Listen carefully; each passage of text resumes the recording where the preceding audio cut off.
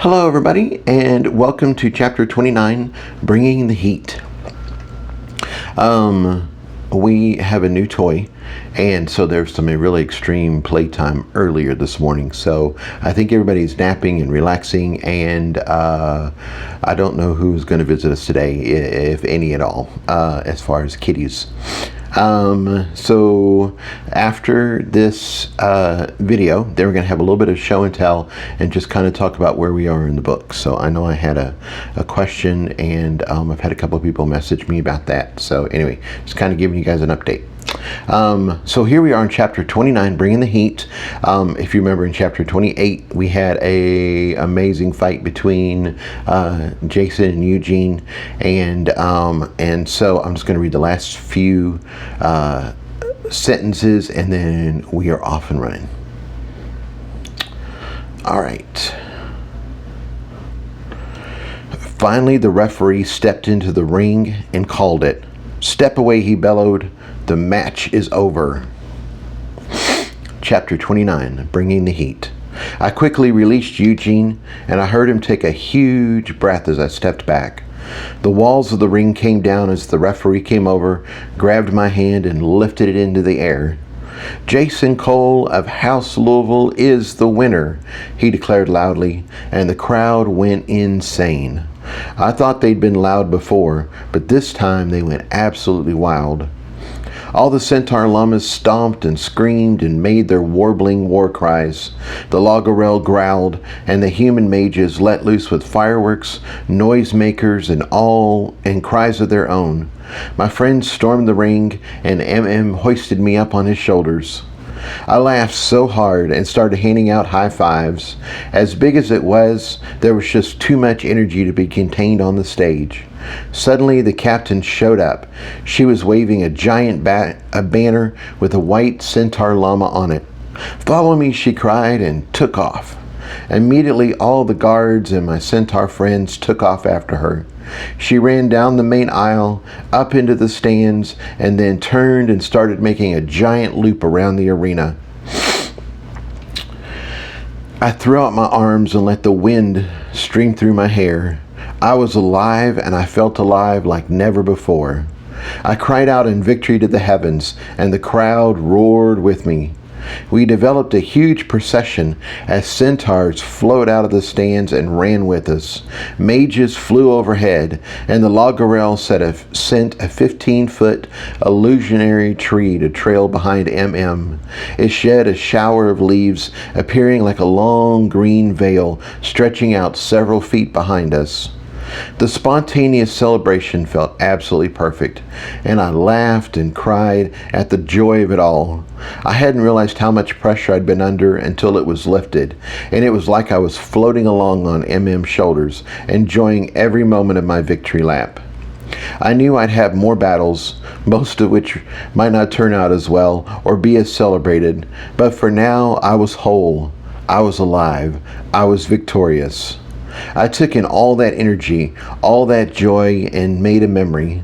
When things got tough in the future, or when I was feeling depressed or discouraged, I would look back on this and find hope, knowing that despite overwhelming odds, I could win. 5 minutes until the next match, the Grand Matron projected. We were almost done with our lap anyway, so the celebration split up. Mages and centaurs raced back to where they'd come from, and MM and the guard ran at top speed back to the ring in the center. MM was just setting me down beside Sandy when CL showed up. "Here you go," he said breathlessly, handing me a comfortable-looking white bathrobe. "That's all I could get for now." "That's perfect, thank you," I replied, quickly putting it on. I'd been so caught up in the joy of winning, I'd forgotten I was bare-ass naked. I thanked MM for the victory run and then turned to Sandy. Her match was only moments away, and the clock was ticking.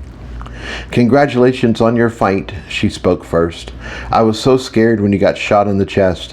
I thought that might be it. I almost couldn't believe it when you got up again." She held my hand and gave it a squeeze. "I found that watching a deadly match is much harder than fighting yourself." "I guess I'm going to find out," I said. I meant to say it lightly, but it suddenly hit me that this might be the last time I talked to Sandy. I had faith in her abilities, I really did, but Victor was supposed to be a really good fighter, and anything could happen in a battle. I was under no illusion that he would balk at killing her. The thought that Sandy might actually die, and I'd have to go home and tell John what happened, punched me in the gut. All my joy evaporated, and suddenly I was anxious as hell. "How are you doing?" I asked, trying to sound calm and supportive. "Truthfully, I'm all over the place," she said. "The pause before the fight is always nerve-wracking. I used to throw up every time I stepped into the ring. Once I had a few real battles, I stopped doing that, but the butterflies are still there. The stakes are high, so I'm anxious about that. I've got an amazing husband, a wonderful house, and the best of friends." She gave me a tight smile. "I'm in a good place, and I don't want to lose any of that. Balancing all that out is the fact that I feel good. I feel strong. I feel like I have all my previous firepower back again.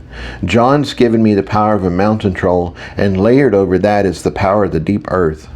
I don't know how the mark of the La Gorel will affect how I fight, but I have that too." "Oh, the mark is wonderful," I said sincerely. "It's like cool, minty green sap running through your veins.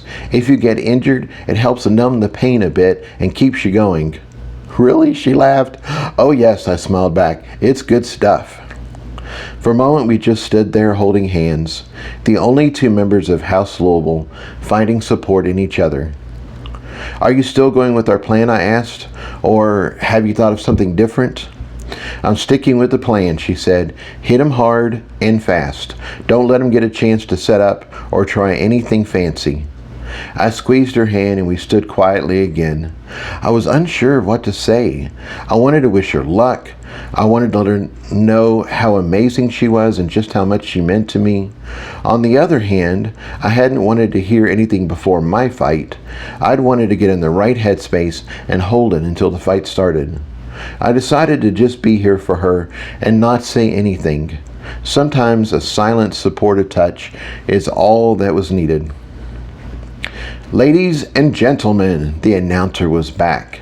It was the same one that had announced my fight, so I knew this was going to be good. "Mages and naturals, humans and non-humans, and anyone that somehow got left out of the categories above, I bid you all a fond welcome back." The crowd cheered as the last few people got back to their places in the arena. We have arrived at our title match this evening. We have a head of household fighting another head of household, and only one of them will live to see the next day. That's right, folks. This is a death match." He paused to let the crowd roar. "House Cahokia has declared enmity against House Louisville. They've said that House Louisville, as it stands now, is to be disbanded. They said that House Louisville is so vile, so full of filth, so reprehensible that all the supporters of the house have to go. The ignorant will be sent to other houses and taught the error of their ways. The enablers will be punished severely. The head must die and her ashes scattered in the wind. This is the will and wish of House Cahokia." What are their crimes, you ask? What have they done that is so terrible? What heresy has she uttered that deserves her memory to be erased from this world? He paused for dramatic effect. He claims that she's had sex with an older man. The crowd murmured in confusion. There were thousands and thousands of people here that hadn't been part of Sandy's talk at the gathering, so they probably had no idea what this was all about. And it wasn't just any older man. No. This older man was devastatingly handsome and kind and supportive and loving. The crowd seemed even more confused. Where was the crime here? House Cahokia claimed she had sex not once, not twice, but many times. Can you believe it? She's got some nerve. The crowd laughed incredulously. Victor had used the word harlot, and he tried to paint her as a gold digger. This announcer, though, was tearing that argument apart and exposing just how ridiculous it sounded. House Cahokie also claimed she committed another major sin. Again, the announcer paused and the crowd fell silent, waiting to see what he's going to say next. He claims she didn't tell him everything. The crowd murmured in confusion as the announcer shrugged like he was confused too. Victor claimed she lied, but this sounded even more ridiculous. I don't get it either. I guess he thinks he's her daddy? Or her priest? I don't know, but it sure got him all hot and bothered. I looked over at Victor and he looked furious. He didn't have a good way to dispute what the announcer was saying, and now he looked like a fool. He'd hoped to get his message of responsible mages and killing rats out to all these supernaturals, but that had totally failed, and he could probably get some people to understand where he was coming from, but it was going to take a lot of explaining. The final and most important sin in his eyes is that she is too young. Again, the announcer shrugged. He thinks she is too young to love her man, too young to run a house, too young to fight in battle, and based on this challenge, she's too young to live. The crowd rumbled. Now it sounded angry. I don't understand it either, but crazy people gotta be crazy. So let's meet your first contestant. He's fighting out of the red corner. He's 363 years old and weighs in at 205 pounds. He's a seasoned tournament fighter with 527 wins and 8 losses. He's also the mentor of 3 of the tournament champions at the gathering. His preferred weapons are the whip and the knife. He is your crazy contestant from House Cahokie. He is Victor Chaput. We were all right by the ring, so there wasn't a big procession this time. Instead, Victor stepped into the ring and a red glow settled around his waist. He kissed his hand and waved it in the air like he was kissing the crowd. He got some cheers, probably from people who weren't paying attention, but then the booing started. The announcer waved his hands, urging the people to boo even louder, and the crowd really got into it. The sound was like a wall of negative energy headed right for Victor, and I loved it. Hopefully all that negative karma would jinx his fight with Sandy. He tried to look gracious and wave it off, but as it kept going, he finally got pissed and raised his finger to the crowd. I guess that felt good because he then flew both birdies. Then he did an FU to the announcer, then a couple of FUs to the crowd. They just booed him even more. Sandy released my hand and started bouncing from one foot to the other. Then she started rolling her shoulders and shaking out her hands. She had her game face on. She was ready. And now we turn our attention to the contestant in the blue corner. I checked our records, and at 73 years old, she is the 3rd youngest head of household ever. It is said she is a prodigy, and she'll need every bit of that in her fight tonight. As we saw in our previous matchup, anything can happen. Victor set out to challenge the weakest head possible, because not only is she the youngest head of the gathering, but rumor has it that a few short weeks ago she lost almost all of her magic in a grueling battle. The crowd gasped in surprise and dismay. If Victor was the villain, they needed Sandy to be the hero. She couldn't do that if she was still recovering from a previous fight. I don't need to tell the veterans among us how long it takes to recharge from something like that. I can only assure you it is more than a few weeks. He paused again to let the crowd absorb this additional information. I'm sure Victor wanted to be portrayed as the savior of the house. He wanted to be the leader, taking them in a bold new direction. Instead, he was being painted as an opportunist, crazy in the head, and a bully. In the war of words, this announcer was tearing him to shreds. She does have some tournament experience, though. Her current record is 48 wins and 5 losses. She weighs in at 151 pounds, and her preferred weapon is fire. The announcer paused while he reviewed his card again. That's right, folks. Her preferred weapon is fire. I have no idea how that's supposed to work for her, but I guess we'll find out. She is your contestant from House Louisville. She is Sandy Felton. The crowd cheered like crazy as Sandy stepped into the ring and a blue glow settled around her waist. Sandy was right. Watching her step into the ring, knowing what was at stake, it was hard. I was anxious as hell, and suddenly I wanted to pee. I heard a yowl and I looked down. Bermuda must have known how I was feeling. I picked him up and he started purring and licking my face. Immediately I felt better. How could I not? Kitty love is pure magic. I was still nervous for Sandy, but I no longer felt like I was going to throw up for her. The announcer gestured for Sandy and Victor to join him in the center of the ring where he held up the first disc. The first flip is the choice of weapons, he said, showing everyone a disc with a hammer on it. He tossed it in the air and it landed on Sandy's color, blue. I choose the empty hand, Sandy stated clearly, and a giant icon of an empty hand hovered over her head. Victor grinned. I'm sure he thought Sandy was low on magic and this was the worst choice for her. We discussed it and decided against the supernatural weapon option. Sandy had charms, sure, but she didn't have top grade charms. Victor had won a lot of tournaments, so we both figured he'd gained a lot of really good battle charms as prizes. He might have something that was just too powerful to overcome. The second flip is for the choice of ring layout, he said, showing everyone a disc with a square on it. The announcer flipped and the disc showed red. I choose the open layout, Victor announced, and a big icon of an open square appeared over his head. That was surprising.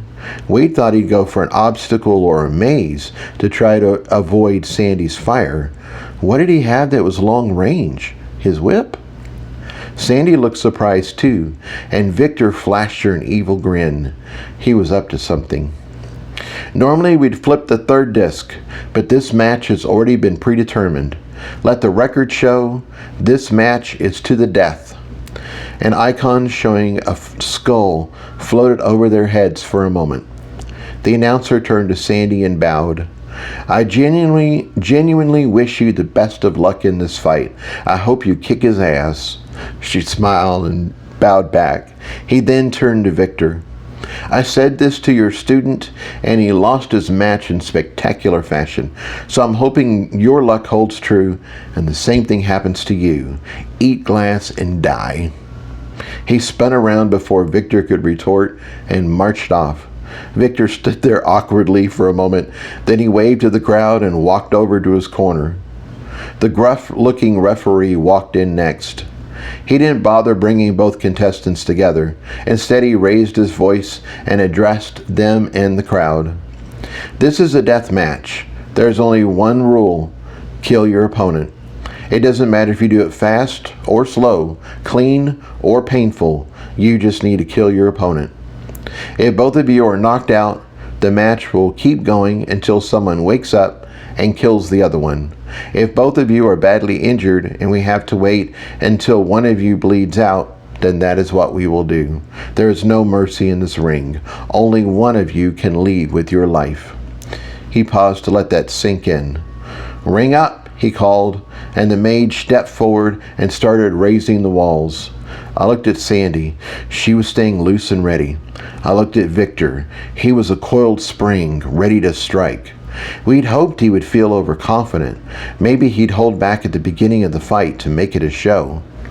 Based on his stance, though, he was going to attack right away. I hoped Sandy could handle it. The mage quickly finished the ring and stepped back. The referee looked at Victor.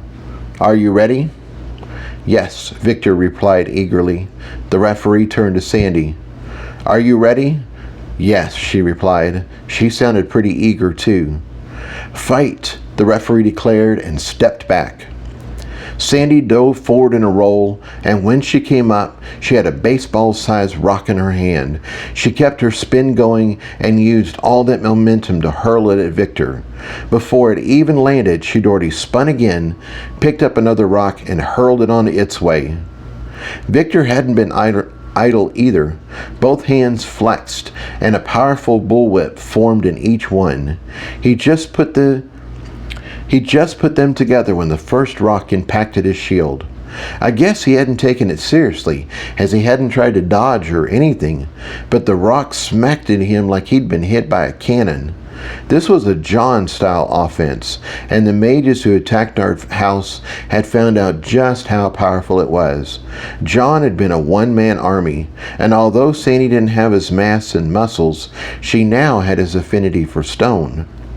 Victor looked shocked as the first stone hit with enough force to knock him back. It sounded like a cannon too as the boom rolled over the stage. The shield provided by his charm flared to life. It had enough power to stop the second stone, and then it fizzled out. Wow! Sandy had landed the first 2 hits in the match, and already Victor's shield charm was done. What made it even more awesome was Sandy hadn't stopped spinning, and the third stone was already on its way. The look of panic on Victor's face was priceless. The next few minutes were a mad scramble as he used his whips to knock the stones out of the air and get his personal shield up. Using real whips to deflect stones would have been almost impossible, but these magical whips were more like tentacles. He could flex them and move them as he needed. Even then, he still couldn't stop all the rocks, and he was forced to dodge and roll like a chased squirrel. Finally, he had his own personal shield together, and he took a hit to go on the offensive. His whip snapped across the ring and wrapped around Sandy. One wrapped around her waist, and one tangled up her throwing arm. Her own shield charm flared to life, so she didn't take any damage, but it stopped her spinning throws. Victor sent a fat surge of power down his whips.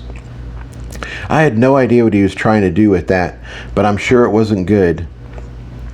Sandy just smiled and set his whips on fire. It started where they were coiled around her, and then the flames raced back up the thong, back towards Victor. Her flames were so intense, it set her own clothes on fire. It seemed like NL's beautiful outfits weren't destined to last the day. Sandy's fire met Victor's surge of magic, and both sides warred for control. In the end, neither side won. The flame burnt through most of the whips, leaving Victor with 10-foot stubs. "You stupid woman," he taunted her. "Now you'll burn yourself up." Sandy just looked down at herself and then burned off the rest of her clothes. For a moment she was wreathed in fire, and it looked intense. The crowd gasped, and even Victor stepped back a bit. The temperature must have gone up a lot because he started sweating.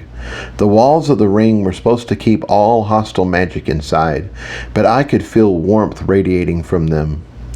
I think Victor was looking to buy himself some time, as he was still growing his whips back out. This time they were much fatter, and the whip itself was starting to divide.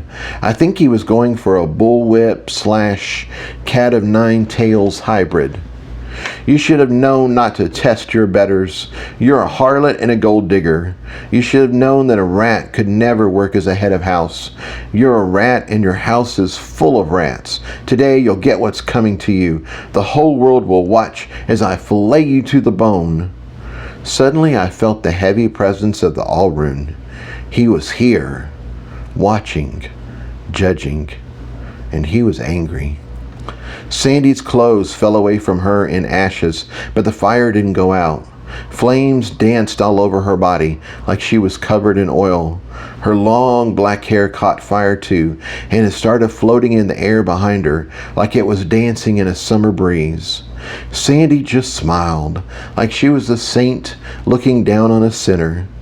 "Oh, Victor, sometimes you're just too precious." He looked confused, but he didn't stop growing his whips. They looked less cat o' nine tails now and more like snakes. "You think you're still fighting," Sandy continued, "but you've already lost. You just haven't realized it yet." Suddenly, all the stones she'd been throwing at him levitated off the ground and flew towards him. Victor growled and grew his shield, but they stopped just a few inches away. That's when Sandy's true plan became apparent, as all those rocks started giving off heat. She hadn't just been throwing rocks to knock him out. She'd been gathering kindling, and now it was time to roast a mage. This was like what she'd done at the Oval, when she'd lightly toasted the house procession in the garden. These were much bigger rocks, though, and it was a much denser concentration of focus. Victor frantically reversed his flow. Now he sucked all the magic from his whips back in as fast as possible and began reinforcing his shield.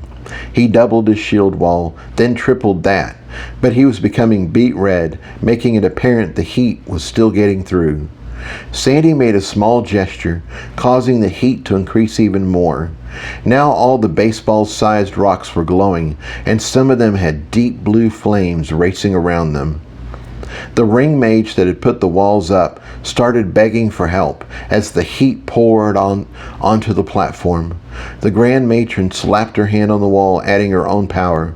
The walls stayed up, but I backed up the platform and down the stairs anyway. The heat warped the air inside the ring. The view shimmered and rippled like I was looking out onto a desert, and Victor was now behind a shield so thick I couldn't see him anymore. That's when the All-Rune acted. The temperature in the entire arena jumped. I don't know how hot it got, but it had to have been over 100 degrees. It suddenly felt like we were in a sweltering hot summer day. It wasn't enough to hurt anyone, but it certainly got everybody's attention. Then the lights went out, except for a single bright light that shone down on Sandy. The All-Rune spoke, and the sound vibrated out of the ground. "This is my Louisville chosen. In her I am well pleased." The crowd gasped, and then it became so quiet you could hear a pin drop. "This house is a home. My house is a home for those who are just finding their way, a home for those who know themselves and walk their path, a home for the lost, a home for the found. As long as you are of good heart, you are welcome in my house. A false prophet has risen from somebody I once welcomed." A second spotlight shone down on Victor, still cocooned in his dense shield. "Together with his followers, they have desecrated my home." A third spotlight now shone down on all the mages that had marched in with Victor. "Today, I clean my home." The floor under the mages vanished, and they looked completely shocked as they fell. At the same time, the floor of the ring opened up, and all the mages from House Cahokia fell through into the superheated air with Sandy. It was crazy because the mages had fallen down into the floor, but as they were ejected from the hole in the ring, they fell up and out. It was like the All-Rune was playing Portal in real life. When they fell through, they all came out upside down, which I'm sure was very disorienting, so only a few of them were fast enough to get their own personal shields up. The extreme heat popped their shield charms like soap bubbles, which caused most of them to pass out right away. Only 6 were able to get a real defense up in time, while the unshielded mages caught fire. That's when the All-Rune kicked it up to the next level and turned the floor of the ring into lava. The Grand Matron and the Ring Mage abandoned the walls, and we all quickly got the hell away from the platform. Every person on the floor of the arena made a mad dash up and into the stands, away from the increasingly intense heat. MM swept me up into his arms again, and GM, CL, NL, the captain, and all the guards thundered across the floor and away from danger. I looked back to see the bodies of the mages flame out, and their ashes mixed with the molten rock. One by one, the rest of the mages popped and burned. Death came for them so quickly, they didn't even have time to scream. Soon, only Victor was left. I had to give it to the guy. He really had been powerful enough to hold out the longest. There was no doubt about how this was going to end, though. He couldn't attack Sandy, and he couldn't hold out forever. The ending was almost anticlimactic. About a minute after we reached the stands, his shield finally popped. He fell and burned, turning to ash, just like all the rest. You know, that wasn't a bad way to go, my analytical side noted. The end was pretty fast and painless, and he seemed to enjoy a spectacle. He always wanted to be famous after all, and now his story will be told over and over again. It's not exactly the story he wanted, as he's going to be a cautionary tale rather than a shining example of leadership, but at least now he will be warmly remembered. I groaned. That is a very searing observation, I replied back. He snickered. One could say his fame is now baked in. He chuckled. I just about laughed out loud, which would have been weird since this whole conversation was entirely in my own head. I felt the presence of the all-rune withdraw as the walls of the ring fell and Sandy walked off the lava still pooled on the ring floor. Sandy Felton of House Louisville is the winner, the announcer boomed from somewhere in the stands, and the crowd went wild.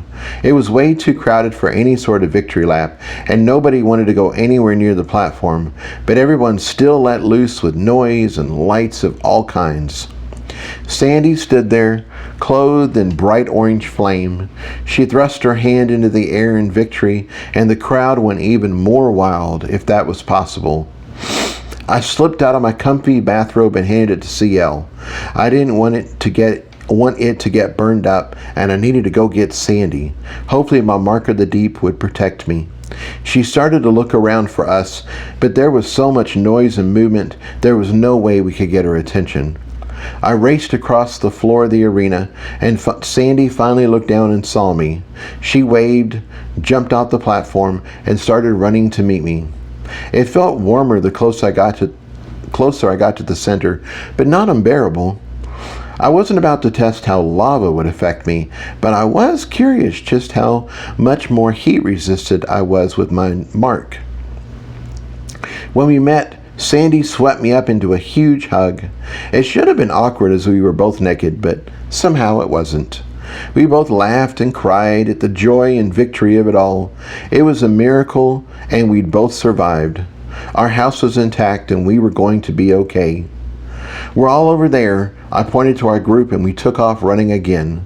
When we arrived, CL had found another white bathrobe for Sandy.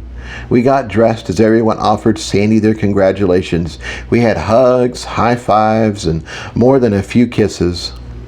I hate to break this up, as you two deserve every bit of your celebration. It was the Grand Matron hovering overhead. However, we have limited time and we certainly need to talk. I also wish to congratulate House Hyderabad and House Silverleaf on your implied victories. She smiled and gestured to both Amaya and Seaful. The best battles are those you win without lifting a finger. Just know that I have no doubt that if the house had not intervened directly, you would have done your own version of house cleaning today. She then spoke to the captain. Please tell your council that the ceremony can continue tonight. I will return these two in time to get ready for your festivities. She turned to us. Now, if you are ready. We nodded and waved goodbye to everybody as she picked us up and flew away. I thought Balaji flew fast. He was nothing compared to the Grand Matron. She actually encased us in a bubble so he wouldn't get hurt by the wind, and then sped up so quickly the surroundings were a blur. We whipped around corners, and I had no idea how many G's we were pulling, but my lips just about flew off the side of my face. It wasn't just my lips either. I was freeballing it like the angels, and suddenly my nether regions were being stretched out like taffy. I squawked and was about to ask her to slow down when we arrived. We landed in what looked like a botanical garden.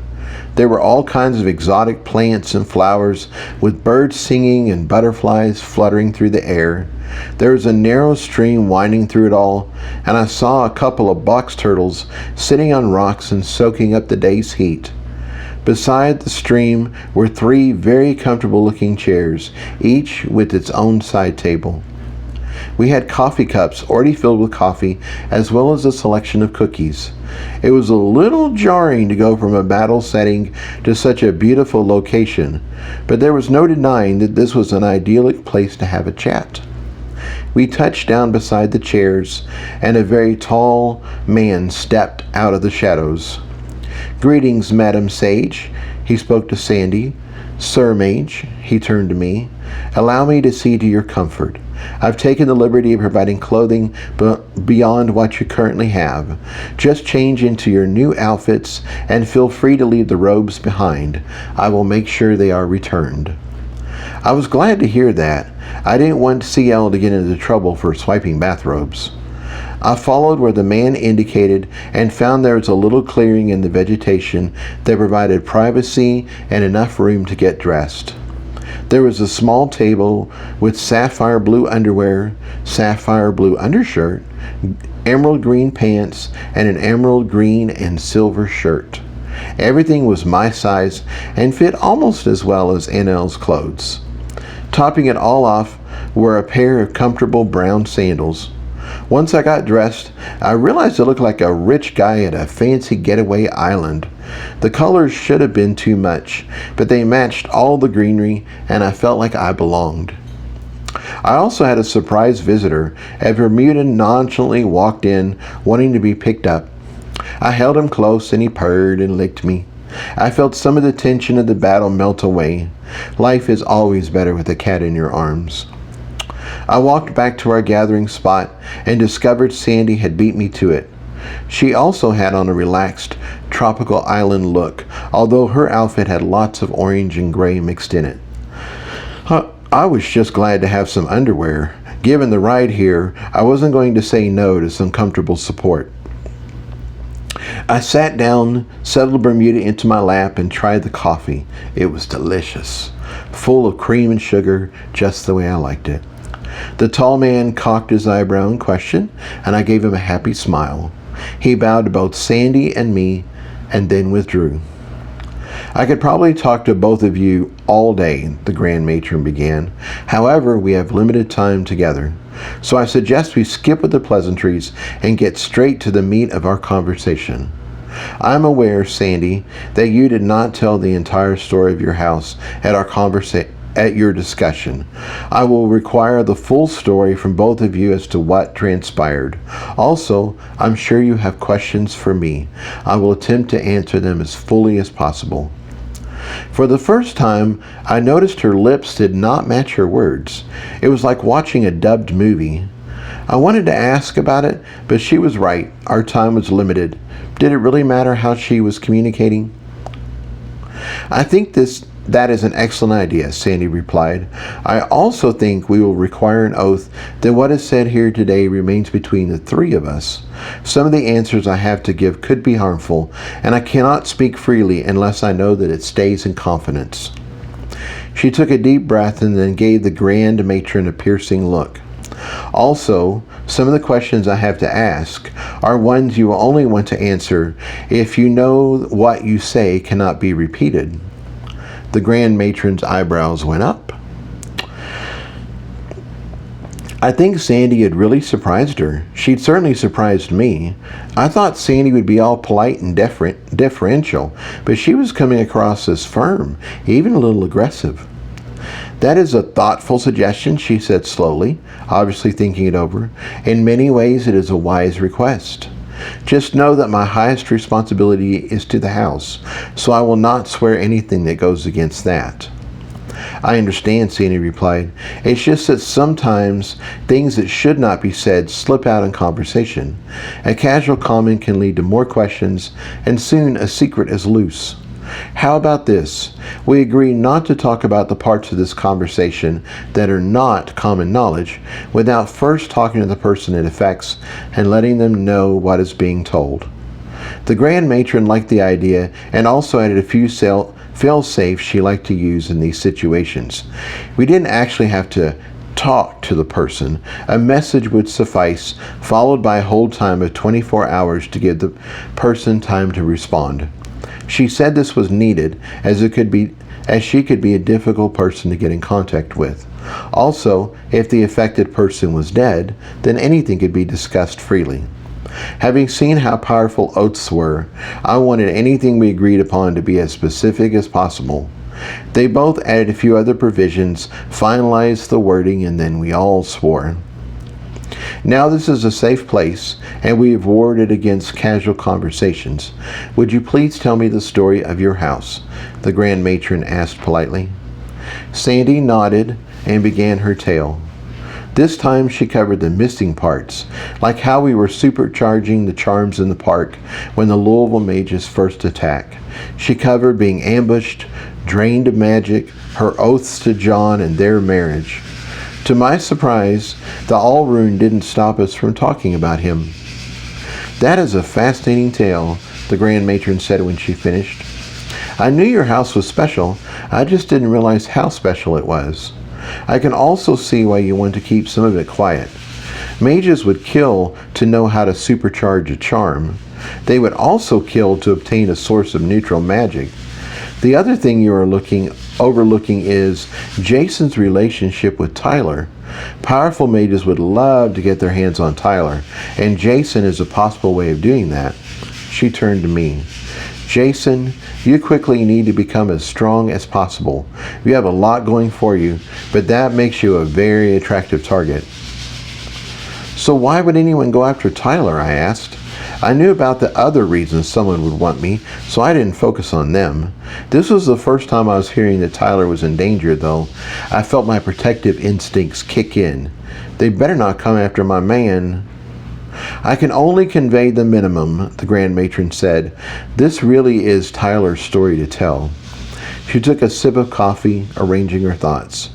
First, he has history with the powerful faction. He escaped from them and they want him back. That is all I will say about that. If you want to know more, you can ask him. Just be aware these are painful memories for him, and he probably won't enjoy reliving them again. Second, mages will want him for his abilities. He's the only incubus alive that eats negative emotions. Mages live for a long time, and their bitterness and regret can grow to soul-crushing proportions. To have someone take that away is priceless. I also know that sex with him gives his partners pure neutral magic, so he is a source of uncontaminated power, just like you are. Again, this is priceless to certain mages. Finally, incubus become very powerful very quickly. That is why they are hunted and killed as soon as they are discovered. It doesn't matter how well intentioned he is or how good his powers are. If he ever left the protection of the house, he would be hunted and probably destroyed. That is why he can't belong to House Louisville, or any house for that matter. It would paint too big of a target on its back. Wow, just wow.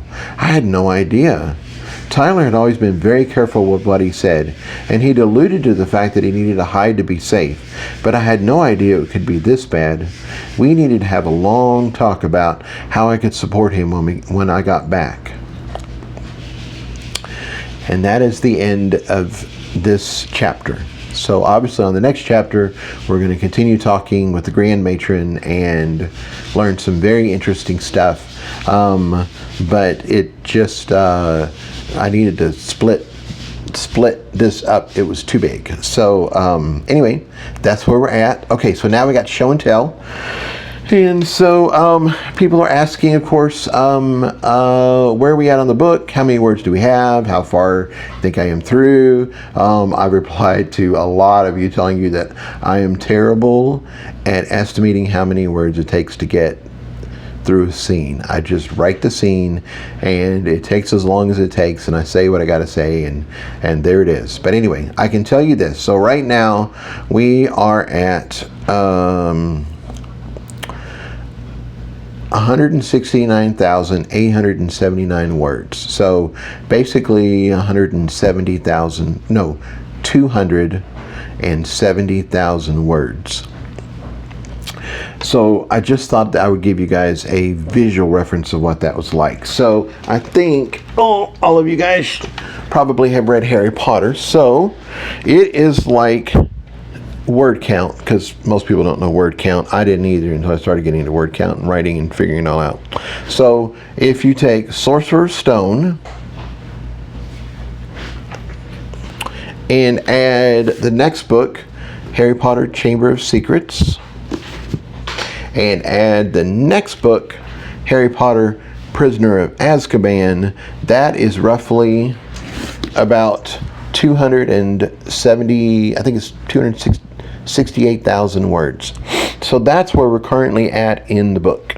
I'm up through chapter 33, Mr. Tubbles, and I'm writing that at the moment. So that's all those words. I guess also to give you another visual, since hopefully everybody's read Harry Potter as well, Order of the Phoenix, the biggest book, it is slightly smaller than 270 words. So we're at this level.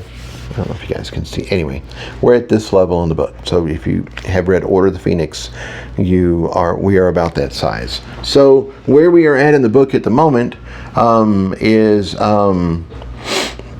we made it through the gathering. We're back through House Louisville, and I am just writing until we reach the end of where I want to get to. There isn't another good spot to split it. Obviously, the end of this set of fights would be an ideal spot to split it, but there just isn't enough left to turn into another book. So there we go. So, and then the other thing is, in this book, like we've talked a lot about runes and charms, and we've got the Force rune. What does it take to make a charm? We've talked about, we haven't covered that yet. I can't see that. We are going to be talking about some other things that will show up in the latter half of the book.